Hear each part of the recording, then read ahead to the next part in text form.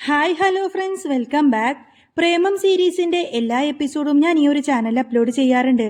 അപ്പോൾ നിങ്ങൾക്ക് ഈ ഒരു ചാനൽ ഇഷ്ടമാവുകയാണെങ്കിൽ സബ്സ്ക്രൈബ് ചെയ്യാനും സപ്പോർട്ട് ചെയ്യാനൊന്നും മറക്കല്ലേ കേട്ടോ. സിദ്ധാർത്ഥിന്റെയും നീലിമയുടെയും ആദ്യ രാത്രി കുളിമുറിയിലെ ആ ശബ്ദം, ഒരു ചുംബനം. മനീഷ് ഇറങ്ങിപ്പോയ ശേഷം സിദ്ധാർത്ഥ് തന്റെ കിടപ്പുമുറിയിലേക്ക് പോയി. കിടപ്പുമുറിയുടെ വാതിൽ തുറന്ന നിമിഷം കുളിമുറിയിൽ നിന്നും വെള്ളം തെറിക്കുന്ന ശബ്ദം കേട്ടു. നീലിമ അന്നേരം കുളിക്കുകയായിരുന്നു. പണ്ട് സിദ്ധാർത്ഥിനൊപ്പം ചിലവഴിച്ച കാലത്തെ നല്ല നിമിഷങ്ങൾ മനസ്സിൽ നിറച്ച് അവൾ വെള്ളത്തിൽ കുളിച്ചുകൊണ്ടിരുന്നു. യഥാർത്ഥത്തിൽ സിദ്ധാർത്ഥിനെ വിവാഹം കഴിച്ചു എന്ന് അവൾക്ക് ഇപ്പോഴും വിശ്വസിക്കാൻ സാധിച്ചില്ല. അവൻ തനിക്ക് വേണ്ടി എന്തെല്ലാമാണ് ചെയ്യുന്നതെന്നും ചെയ്തു കൂട്ടിയതെന്നുമെല്ലാം ആലോചിച്ചപ്പോൾ അവളുടെ മുഖത്ത് ഒരു പുഞ്ചിരി വിടർന്നു. സിദ്ധാർത്ഥ് തിരികെ വന്ന മുറിയിൽ തന്നെ കാത്തിരിക്കുന്ന കാര്യം അവൾ അറിഞ്ഞിരുന്നില്ല. സിദ്ധാർത്ഥ് അപ്പോൾ നീലിമയെക്കുറിച്ച് തന്നെ ചിന്തിക്കുകയായിരുന്നു. അവളുടെ മിനുസമാർന്ന ചർമ്മത്തെക്കുറിച്ചും അവളുടെ സുന്ദരമായ മുഖത്തെക്കുറിച്ചും. അവർ തമ്മിൽ കണ്ടുമുട്ടിയപ്പോൾ അവൾ തന്റെ ജീവിതം ഇത്രയും അധികം മാറ്റിമറിച്ചതിനെക്കുറിച്ചൊക്കെ അവൻ ചിന്തിച്ചുകൊണ്ടിരുന്നു. അയാൾക്ക് അവളോട് അപ്പോൾ ഒരു മോഹം തോന്നി തുടങ്ങി. ആദ്യ രാത്രി കൂടിയായിരുന്നല്ലോ. അതിൻ്റെതായിട്ടുള്ള എല്ലാ സന്തോഷങ്ങളും അവന്റെ മുഖത്തുണ്ടായിരുന്നു. നീലിമ അവൻ മുറിയിലുള്ളതറിയാതെ കുളിച്ചിറങ്ങി വന്നു. സിദ്ധാർത്ഥ് നീലിമയുടെ മുതുകിലെ മിനുസമാർന്ന ചർമ്മത്തിലൂടെ തെന്നി നീങ്ങുന്ന തിളക്കമുള്ള വെള്ളത്തുള്ളികളെ നോക്കി നിന്നു. അവളുടെ മുടിയിൽ നിന്നും വെള്ളം വീഴുന്നുണ്ടായിരുന്നു. അത് ആ മുറിയിലെ വെളിച്ചത്തിൽ ആകർഷകമായി തിളങ്ങി. അവളെ ആദ്യമായി കാണുന്നത് പോലെ അവൻ എഴുന്നേറ്റ് ചെന്ന് അവളെ കെട്ടിപ്പിടിച്ചു. ഹേയ്! പെട്ടെന്നുള്ള പെരുമാറ്റത്തിൽ പൂർണ്ണമായും ആശ്ചര്യപ്പെട്ട നീലിമ നിലവിളിച്ചു. ഏതോ ദുഷ്ടൻ അകത്ത് കടന്നു വന്നതായി അവൾ ഒരു നിമിഷം ചിന്തിച്ചു. പക്ഷേ അത് അസാധ്യമാണെന്ന് അവൾ പെട്ടെന്ന് മനസ്സിലാക്കി. വീട്ടിലെ കർശനമായ സുരക്ഷയും അത്തരമൊരു കാര്യം സംഭവിക്കില്ല. വളരെ വൈകിയതിനാൽ റൂമിൽ ഇതുപോലെ പ്രവേശിക്കാൻ ഒരാൾ മാത്രമേ ഉണ്ടായിരുന്നുള്ളൂ. അത് തീർച്ചയായിട്ടും സിദ്ധാർത്ഥ് തന്നെ. അവളുടെ ഭയം അപ്രത്യക്ഷമായി. പകരം അവളുടെ നഗ്നതയെക്കുറിച്ചുള്ള ലജ്ജാബോധം മുഖത്ത് തെളിഞ്ഞു. ഹലോ, അത് ഞാനാ, സിദ്ധാർത്ഥ് അവളുടെ ചെവിയിൽ പന്തിരിക്കുന്നതായി ചാഞ്ഞുകൊണ്ട് പറഞ്ഞു. അവന്റെ ശ്വാസം അവളുടെ കഴുത്തിലെ നനഞ്ഞ ചർമ്മത്തെ ഇക്കിളിപ്പെടുത്തി. അവൾ നാണത്തോടെ തല താഴ്ത്തി. അവളുടെ നീണ്ട കഴുത്ത് വളഞ്ഞു. ഭാര്യയുടെ നഗ്ന ശരീരം കണ്ടപ്പോൾ സിദ്ധാർത്ഥിന്റെ ശ്വാസം പെട്ടെന്ന് കൂടുതൽ മൃദുവായി. അവളെ കെട്ടിപ്പിടിക്കുമ്പോൾ അവൻ അവളുടെ നെഞ്ചിലേക്ക് അമർന്നു. നീലിമയുടെ ശരീരം നാണം കൊണ്ട് വിറച്ചു. നീ എന്ത് സുന്ദരിയാണെന്നോ! എനിക്ക് നിന്നോട് അഗാധമായ പ്രണയമാണ്, സിദ്ധാർത്ഥ് അവന്റെ കണ്ണുകൾ അടച്ചു പറഞ്ഞു. നീലിമ നിശബ്ദമായി അവൻ പറയുന്നത് കേട്ടുകൊണ്ടിരുന്നു. അവൻ അവളുടെ കൈകൾ പിടിച്ചു. അവളുടെ ദേഹത്ത് നിന്നുള്ള വെള്ളം അവന്റെ വസ്ത്രങ്ങളെയും ഒലിച്ചിറങ്ങി. അല്പസമയത്തിനുള്ളിൽ സിദ്ധാർത്ഥിന്റെ വസ്ത്രങ്ങൾ മുഴുവനായും നനഞ്ഞു. അവൻ പെട്ടെന്ന് അവളെ വിട്ടുമാറ്റി. എന്നിട്ട് തന്റെ ഷർട്ടിന്റെ ബട്ടൺ അഴിക്കാനായി പിന്നിലേക്ക് നടന്നു. എന്നത്തെയും പോലെ ലജ്ജാശീലയായ നീലിമ അവൻ എന്താണ് ചെയ്യുന്നതെന്ന് തിരിഞ്ഞു നോക്കാൻ ധൈര്യപ്പെട്ടില്ല. സിദ്ധാർത്ഥില്ലെന്ന മട്ടിൽ അവൾ ദേഹം തുടച്ചു. അവളുടെ ആ ഒരു പ്രതികരണം തമാശയായി കണ്ട് സിദ്ധാർത്ഥ് അവളെ നോക്കി നിന്നു. അവൾ അവനെ ശരിക്കും പുഞ്ചിരിച്ചു നോക്കി. അവൻ വേഗം വസ്ത്രമഴിച്ചു. എന്നിട്ട് അവളെ എടുത്ത് വീണ്ടും കുളിമുറിയിലേക്ക് പോയി. കുളിമുറിയിലെ ഊഷ്മള വെളിച്ചം അവന്റെ വയറിലെ പേശികളെ എടുത്തു കാട്ടിയിരുന്നു. അവൻ നീലിമയെ വീണ്ടും കെട്ടിപ്പിടിച്ചു. അവളുടെ ചർമ്മത്തിന് നേരെ അവന്റെ പേശികളുടെ ശക്തി അവൾക്ക് അനുഭവപ്പെട്ടു. അവളുടെ ഹൃദയം വേഗത്തിലിടിച്ചു. എന്താ ചെയ്യുന്നത്? വിറയലോടെ അവൾ ചോദിച്ചു. സിദ്ധാർത്ഥ് ചിരിച്ചു. ഞാൻ എന്താ ചെയ്യുന്നതെന്ന് നിനക്കറിയില്ലേ പെണ്ണെ? അവന്റെ ശ്വാസം വീണ്ടും ചെവിയിൽ പതിക്കുന്നതായി അവൾക്ക് തോന്നി. അവൾക്ക് സുഖകരമായ ഒരു അസ്വസ്ഥത തോന്നി. അവൾ നാണിച്ചു തല താഴ്ത്തി. നാണം കാരണം അവൾ വളരെ സുന്ദരിയായി തോന്നിയ സിദ്ധാർത്ഥ് അവളുടെ മുഖത്ത് ചുംബിക്കാതിരിക്കാൻ കഴിഞ്ഞില്ല. ഞാൻ ഗർഭിണിയാണ്, അത് മറന്നോ? അവളുടെ നാണം കലർന്ന ഭാവവും ആ ചോദ്യവും കണ്ട് അവളെ കളിയാക്കാൻ സിദ്ധാർത്ഥ് മനസ്സ് വന്നില്ല. സിദ്ധാർത്ഥ്, നീലിമ പറഞ്ഞു. ഷോ, ഞാൻ നിന്നെ കുളിക്കാൻ സഹായിക്കാൻ വേണ്ടി വന്നതാണ്, സിദ്ധാർത്ഥ് പറഞ്ഞു. സിദ്ധാർത്ഥ് അവളുടെ മുഖം കൈകളിൽ എടുത്തുകൊണ്ട് അവളുടെ മുഖത്തേക്ക് നോക്കി. ആദ്യമായാണ് ഒരാൾ തന്നോട് ഇത്രയും അടുപ്പവും സൂക്ഷ്മതയും പുലർത്തുന്നതെന്ന് അവൾ തിരിച്ചറിഞ്ഞു. സിദ്ധാർത്ഥിന്റെ സുന്ദരവും സൗമ്യമായ മുഖത്തേക്ക് നോക്കുമ്പോൾ അവളുടെ ഹൃദയം ഇളകി. ക്രമേണ സിദ്ധാർത്ഥിന്റെ കൈകൾ അവളുടെ ദേഹത്തിലൂടെ ചലിപ്പിക്കാൻ തുടങ്ങി. അവൻ കൈകൾ കൊണ്ട് നീലിമയുടെ ദേഹത്ത് സോപ്പ് തേച്ച് കഴുകി. മറുകൈ കൊണ്ട് അവളുടെ മേൽ വെള്ളമൊഴിച്ചു. സിദ്ധാർത്ഥ് എല്ലാം വേഗത്തിലും സമർത്ഥമായും ചെയ്തു.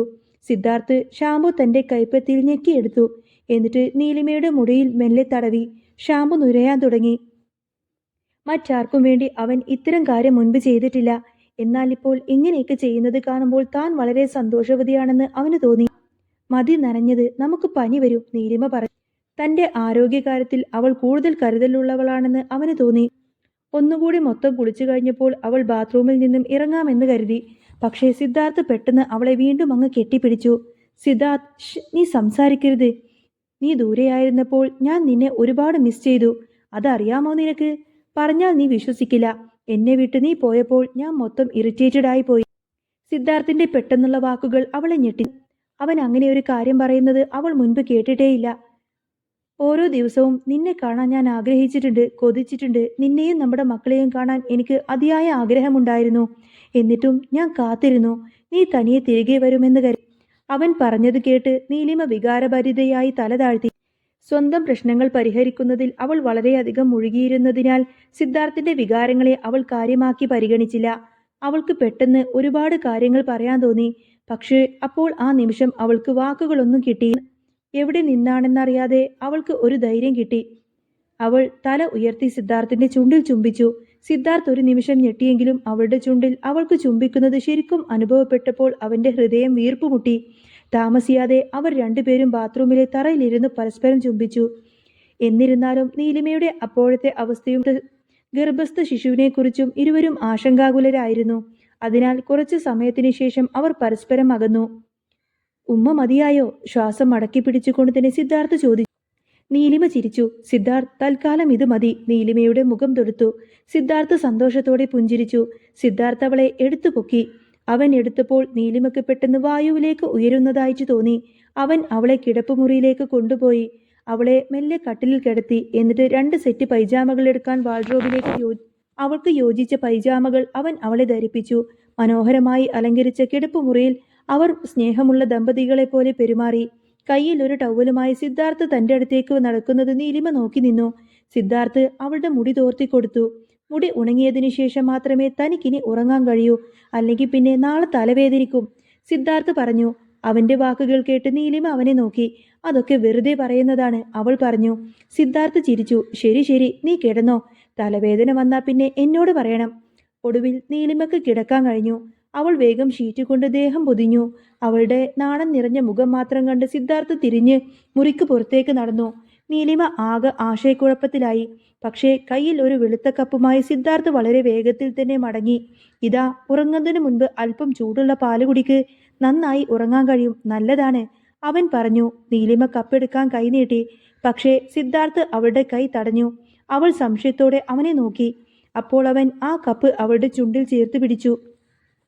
നീലിമക്ക് അവനെ നിരസിക്കാൻ കഴിഞ്ഞില്ല. അതിനാൽ ചൂടുള്ള പാൽ മുഴുവൻ ശൂന്യമാകുന്നതുവരെ അവൾ ചെറിയ സിപ്പെടുത്ത് കുടിച്ചുകൊണ്ടിരുന്നു. സിദ്ധാർത്ഥ് സംതൃപ്തിയോടെ പുഞ്ചിരിച്ചു. എന്നിട്ട് ആ കപ്പ് മാറ്റിവെച്ച് അവളുടെ അരികിൽ വന്നു കിടന്നു. അവൻ മെല്ലെ അവളുടെ അരക്കെട്ടിൽ കൈകൾ ചുറ്റി. ഇരുവരും വളരെയധികം സന്തോഷത്തോടു കൂടെ തന്നെ ഗാഠനിദ്രയിലേക്ക് വഴുതി വീണു. പിറ്റേന്ന് രാവിലെ ഉണർന്നപ്പോൾ നീലിമ നല്ല മാനസികാവസ്ഥയിലായിരുന്നു. ഒടുവിൽ അവളുടെ ജീവിതം തികച്ചും ശരിയായ ദിശയിലേക്ക് പോവുകയാണെന്ന് അവൾക്ക് തോന്നി തുടങ്ങി. ഒടുവിൽ അവൾക്ക് സന്തോഷത്തിന്റെ ട്രാക്ക് തിരിച്ചു കിട്ടാനും എല്ലാവർക്കും ഒരുമിച്ച് സന്തോഷത്തോടെ ജീവിക്കാനും കഴിഞ്ഞല്ലോ. ഇഷ്ടമുള്ള ആളുടെ കൂടെ ജീവിതം ആരംഭിക്കുക, അയാളുടെ കൂടെ ഉറക്കമുണരുക, ഇതെല്ലാം ഒരാളെ എങ്ങനെ സന്തോഷിപ്പിക്കാതിരിക്കും? അവൾ അത്ഭുതപ്പെട്ടു. സിദ്ധാർത്ഥ് ഇപ്പോഴും ഉറങ്ങുകയാണെന്ന് കണ്ട് അവൾ ശ്രദ്ധാപൂർവം കിടക്കയിൽ നിന്നും എഴുന്നേറ്റു. അവനെ ഇങ്ങനെ കണ്ടപ്പോൾ അവൾക്ക് ശരിക്കും സന്തോഷം തോന്നി. ഒരുപാട് ബുദ്ധിമുട്ടുകൾ ഉണ്ടായിട്ടും ഒടുവിൽ ഒരു സാധാരണ ദമ്പതികളെപ്പോലെ തനിക്കും സ്നേഹിച്ച പുരുഷനോടൊപ്പം ജീവിക്കാൻ കഴിഞ്ഞല്ലോ. നീലിമ ചിന്തിച്ചു. സിദ്ധാർത്ഥ് ഉറങ്ങുമ്പോൾ നീലിമ അവനെ തന്നെ നോക്കിയിരുന്നു. പെട്ടെന്ന് അവന് വേണ്ടി എന്തെങ്കിലും ഭക്ഷണമുണ്ടാക്കാൻ അവൾക്കൊരാഗ്രഹം തോന്നി. അങ്ങനെ കുറച്ചു നേരം ഇരുന്ന് ആലോചിച്ച ശേഷം അവൾ നേരെ താഴേക്ക് പോയി. അടുക്കളയിൽ തിരക്കിലായിരുന്ന മല്ലികാമയെ കണ്ടപ്പോൾ അവൾ അവരുടെ അകത്തേക്ക് ചെന്നു. ഗുഡ് മോർണിംഗ് മല്ലികാമേ, നീലിമ പുഞ്ചിരിയോടെ പറഞ്ഞു. ഹാ, മോളുണർന്നോ? ഇവിടെ ഇരിക്ക്, ഞാൻ ഉടനെ ഭക്ഷണം ഉണ്ടാക്കി തരാം, മല്ലികാമ പറഞ്ഞു. നീലിമ പുഞ്ചിരി. അവൾ അന്ന് വളരെയധികം സന്തോഷവതിയായിരുന്നു. നീലിമ നല്ല മാനസികാവസ്ഥയിലാണെന്ന് കണ്ടപ്പോൾ മല്ലികാമക്ക് വളരെയധികം സന്തോഷം തോന്നി. ഇന്ന് നിങ്ങൾക്ക് വിശ്രമിക്കാം, ബ്രേക്ക്ഫാസ്റ്റ് ഞാൻ ഉണ്ടാക്കാം മല്ലികാമേ. എൻ്റെ ഭർത്താവിനും മോനും വേണ്ടിയിട്ട് ഭക്ഷണം ഉണ്ടാക്കാമെന്ന് എനിക്കൊരു ആഗ്രഹമുണ്ടായി, നീലിമ പുഞ്ചിരിയോടെ പറഞ്ഞു. മല്ലികാമ തന്നെ തെറ്റിദ്ധരിച്ച് ചിരിക്കുമോ എന്ന ആശങ്കയോടെയാണ് അവൾ മല്ലികയെ നോക്കിയത്. എനിക്ക് മനസ്സിലായി, മല്ലികാമ ചെറുതായി ഒന്ന് പുഞ്ചിരിച്ചു. മല്ലിക പുഞ്ചിരിക്കുന്നതും കണ്ട് അങ്ങനെ പറഞ്ഞത് കേട്ട് നീലിമ അവരെ നോക്കി. അവളുടെ മുഖം നാണം കൊണ്ട് ചുവന്നിരിഞ്ഞു. അത് ശ്രദ്ധിച്ച മല്ലികാമ പറഞ്ഞു. എങ്കിൽ മോള് തന്നെ ഭക്ഷണം ഉണ്ടാക്കിക്കോളൂ. എന്തെങ്കിലും ആവശ്യമുണ്ടെങ്കിൽ എന്നെ വിളിക്കാൻ മറക്കരുത്. ശരി മല്ലികാമേ, ഞാൻ വിളിച്ചോ. നീലിമ അത്രയും പറഞ്ഞുകൊണ്ട് തന്നെ ജോലിയിലേക്ക് തിരിഞ്ഞു. മല്ലികാമ ഹാളിലേക്ക് പോയി. അപ്പോഴാണ് അശ്വിൻ ഉണർന്നു വന്നത്. മല്ലികാമ അവന് കുടിക്കാൻ വേണ്ടിയിട്ട് ഹോർലിക്സ് എടുത്തു കൊടുത്തു. എന്നിട്ട് തിരികെ ഹാളിൽ വന്ന് പത്രമെടുത്ത് വായിക്കാൻ ആരംഭിച്ചു. നീലിമ പ്രഭാത ഭക്ഷണം ഉണ്ടാക്കുന്നത് കൊണ്ട് തന്നെ അവർക്കന്ന് ജോലികൾ അധികമൊന്നും ഉണ്ടായിരുന്നില്ല. നീലിമ അപ്പോൾ അടുക്കളയിൽ എന്താണ് സിദ്ധാർത്ഥിന് ഇഷ്ടമെന്ന് ആലോചിച്ച് നിൽക്കുകയായിരുന്നു. അവന് സാധാരണ ഇഡ്ഡലിയും ചട്നിയും എല്ലാം ഇഷ്ടമാണ്. അതോർത്തപ്പോൾ അത് തന്നെ ഉണ്ടാക്കാമെന്ന് അവൾ തീരുമാനിച്ചു. നീലിമ ഉടനെ ഇഡ്ഡലിയും സാമ്പാറും ഉണ്ടാക്കാനുള്ള ശ്രമം ആരംഭിച്ചു. അവളെ സംബന്ധിച്ചിടത്തോളം അല്പം പാടുള്ള പണിയാണത്. എങ്കിലും സിദ്ധാർത്ഥിന് വേണ്ടിയായതുകൊണ്ട് തന്നെ അവൾക്കത് വലിയ ബുദ്ധിമുട്ടായിട്ടൊന്നും തോന്നിയില്ല. ഗർഭിണി ആയിരുന്നതുകൊണ്ട് അവൾക്ക് ക്ഷീണം തോന്നുന്നുണ്ടായിരുന്നു. എന്നിട്ടും അവൾ ജോലി നിർത്തിയില്ല.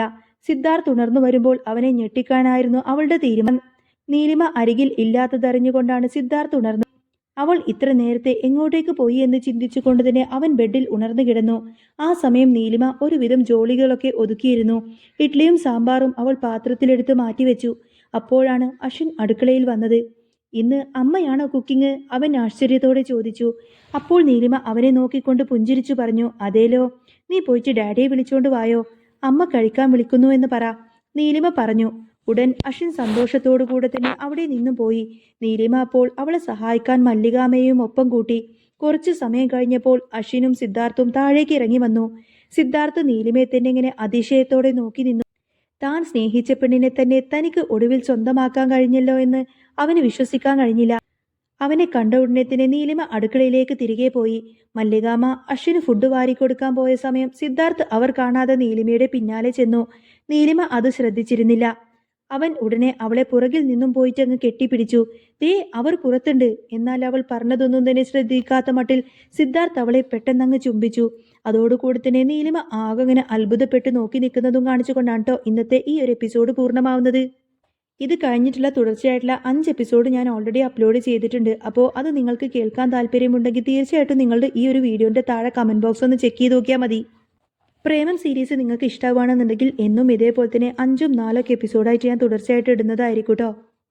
അപ്പോൾ ചാനൽ ഇഷ്ടമാവുകയാണെങ്കിൽ ഈ ഒരു വീഡിയോക്ക് ഒരു ലൈക്കും ഹൈപ്പും തന്ന് സപ്പോർട്ട് ചെയ്യണേ. പിന്നെ സബ്സ്ക്രൈബ് ചെയ്യാനും മറക്കല്ലേ.